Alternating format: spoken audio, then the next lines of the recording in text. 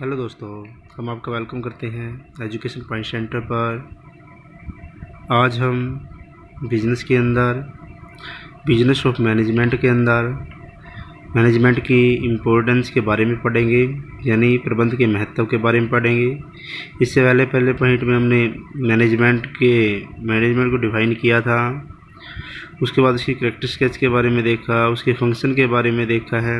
ये वीडियो हम पहले बना चुके हैं।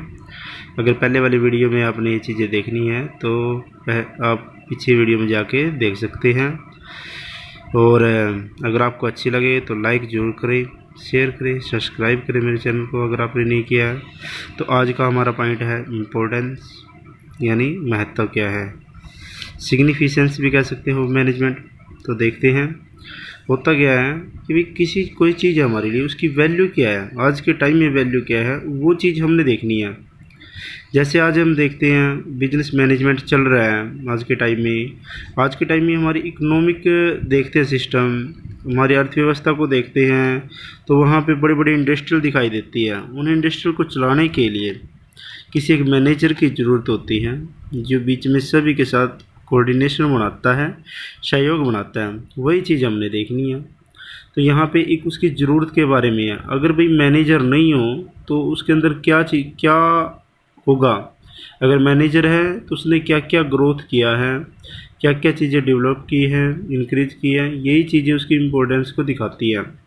तो आप देख सकते हैं in ancient time of business was done, यानी पुराने समय में बिजनेस की क्या थी, वाज डन में स्मॉल स्केल, एक छोटा सा आकार था।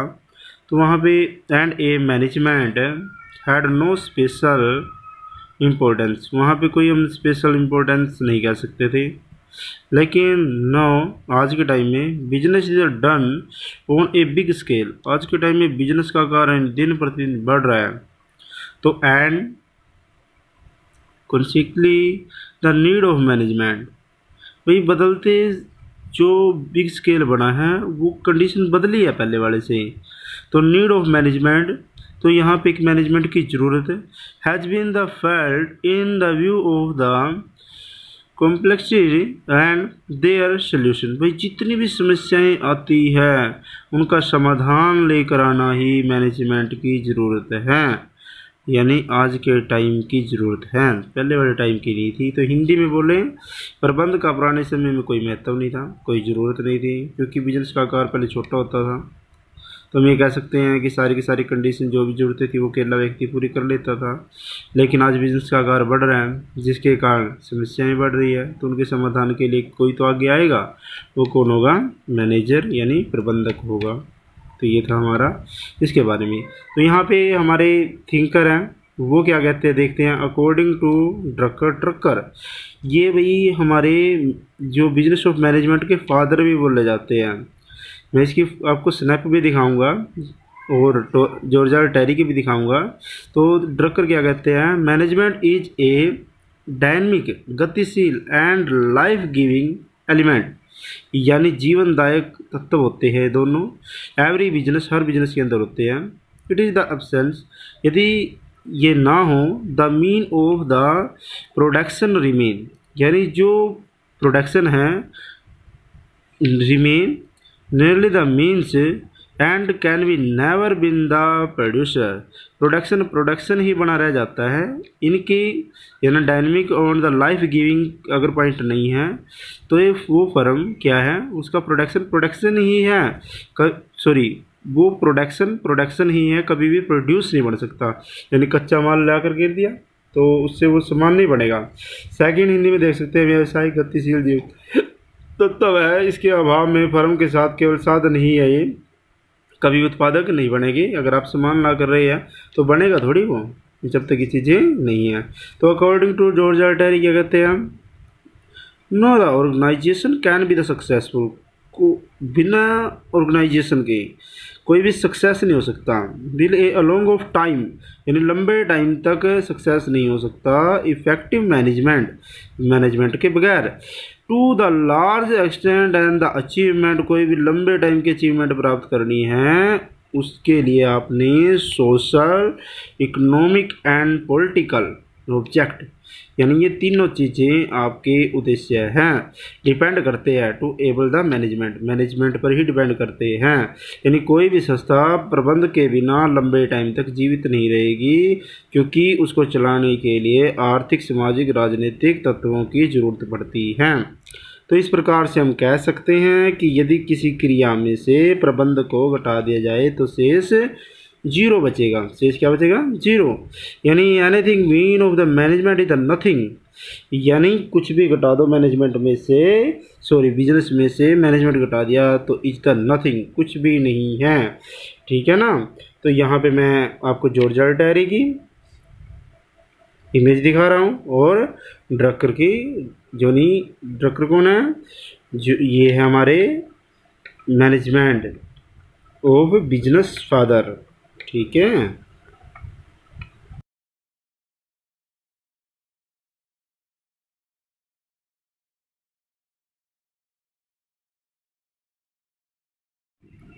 चलो नेक्स्ट हम फिर बाद में क्या देखेंगे, अभी प्रबंध के तत्व देख लेते हैं, यानी इम्पोर्टेंस क्या है ये है। तो आज बिजनेस बड़े लेवल पर पहुंच चुका है। तो पहले वाला हम पॉइंट लेके आए हैं, पूर्व निर्धारित लक्ष्य को प्राप्त करना। यानी क्या है, फर्म के अंदर कोई टारगेट रख दिया जाता है, फिर उसको पूरा करने के लिए हम लग जाते हैं। यानी कहीं तो achieving pre determined on the object है, यानी पहले से ही हमारे दिमाग में बैठा दिया जाता है। तो कोई भी संस्था है उसकी स्थापना किसी उद्देश्य के लिए की जाती है, वो आधार है, उसी के आधार पर हम कार्य करते हैं। यानी each organisation is established with the certain aims, उसका उद्देश्य होता है। हिज कोरेक्टिव एक्शन, यानी कोई करेक्ट एक्शन लेके, कौन लेगा एक्शन? वो मैनेजर। मेक इन इम्पॉसिबल, कोई ये जो टारगेट है ये इम्पॉसिबल है, इस लुक एंड द सिंपल, इसको सिंपल दिखाई देने लग जाता है एक मैनेजर के द्वारा, यानी जब वो करेक्ट कोई एक्शन लेता है तब। सेकंड पॉइंट हमारा है उत्पादन के साधनों का अधिकतम उपयोग सुनिश्चित करना। भाई हम फर्म में जितने भी साधन होते हैं वो सारे के सारे लिमिट में होते हैं, उनका प्रयोग अच्छी तरह से करना ताकि हमारा जो प्रोडक्शन है वो बढ़े, ऐसे इस पॉइंट के अंदर आपको देखने को मिलेगा। यानी कहीं तो ensuring the maximum utilisation of the resources of production. भाई आपके जितने भी साधन हैं, आपको जितने भी यूटिलाइज करे गए हैं साधन रिसोर्सेज, उनका प्रयोग करके प्रोडक्शन आपने दिखाना है। इन उत्पादन के साधनों में समन्वय बनाए, भाई सभी अपनी आवश्यकता के अनुसार सभी की जरूरत हो साधनों की, तभी जाके सफलता प्राप्त की जा सकती है। इसे एक प्रकार से कुंजी भी कह सकते हैं। मैनेजर एक प्रकार की चाबी है जिससे फर्म को सफलता मिलती है। बोले तो management is the that of power, ये पावर है which by the established on the effective coordination के द्वारा बिटवीन रिसोर्सेज में, रिसोर्सेज है ऑफ प्रोडक्शन, रिसोर्सेज में और प्रोडक्शन में। तो make and the optimum use of that as a resources, it is therefore, ये कह सकते हैं, क्लियर किया जा सकता है, that is the most efficient use of the limit. यदि हम साधनों को लिमिट में यूज करें, द इट इज द के of the successful of business. एक प्रकार से ये चाबी भी है हमारे इसकी फर्म की। तो इसी के अकॉर्डिंग यहाँ पे एक डेफिनेशन भी हमारे पास आ जाती है हर्बर्ट एंड बेसन की। वो कहते हैं हर्बर्ट एंड बेसन के अकॉर्डिंग कहा, it is every big enterprising, जितनी फर्में होती हैं सभी फर्मों में बड़ी मात्रा में, बिग यानी बड़ी मात्रा में, तो एक ट्रेन लोड कर दी जाती है ऑफ गोल्ड, सोने से, यानी जितने साधन होते हैं फर्म के अंदर वो सोना माने, इज द प्रोवाइडेड, दे दी जाती है फर्म में। उसके बाद it can be the achieve by making, फिर बाद में आप अपने काम के द्वारा किस चीज़ को बना के दिखाते हैं, मेकिंग करते हैं।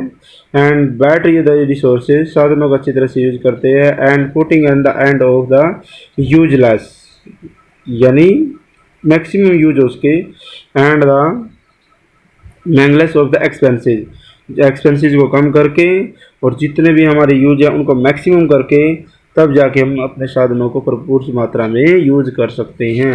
यानी हिंदी में बोलें तो प्रत्येक देख सकते हैं प्रत्येक बड़े उपकरण में पूरी गाड़ी भरकर सोना दे दी जाती है। यानी फर्म के अंदर कि फर्म में जो फर्म वो गाड़ी मान ली उसमें सोने का यानी साधन मान लिए सारे के सारे। इन साधनों का अच्छा प्रयोग करोगे तो अपव्यय को रोकोगे तो आपको सफलता जरूर मिलेगी। नेक्स्ट हमारा पॉइंट है प्रतिस्पर्धा पर विजय प्राप्त करना, यानी overcoming the competition. Overcoming the competition के अंदर क्या होगा, आने वाले टाइम में कंपटीशन बढ़ रहा है बिजनेस के अंदर। आज बिजनेस देख सकते हैं एक लोकल न होके स्थानीय न होके एक नेशनल लेवल पर इंटरनेशनल लेवल पर चला गया है। तो यहाँ पे आपने कंपटीशन यानी प्रतिस्पर्धा करनी पड़ती है। और प्रतिस्पर्धा में कौन जीतेगा, अगर आपका परफेक्ट मैनेजर होगा, कुशल प्रबंधक या अपनी कुशलता के द्वारा चातुर्य के द्वारा अपनी संस्था को बचा के रखता है। तो ये कह सकते हैं यानी that days of business is not of local नहीं रहा but has the assumed of national and the international dimension. The competition is the increasing with the wide of area, यानी कंपटीशन का एरिया लगातार बढ़ रहा है। Only and the efficient and the clever of manager, इसे कौन बता सकता है, आपको क्लियर कर सकता है केवल मैनेजर।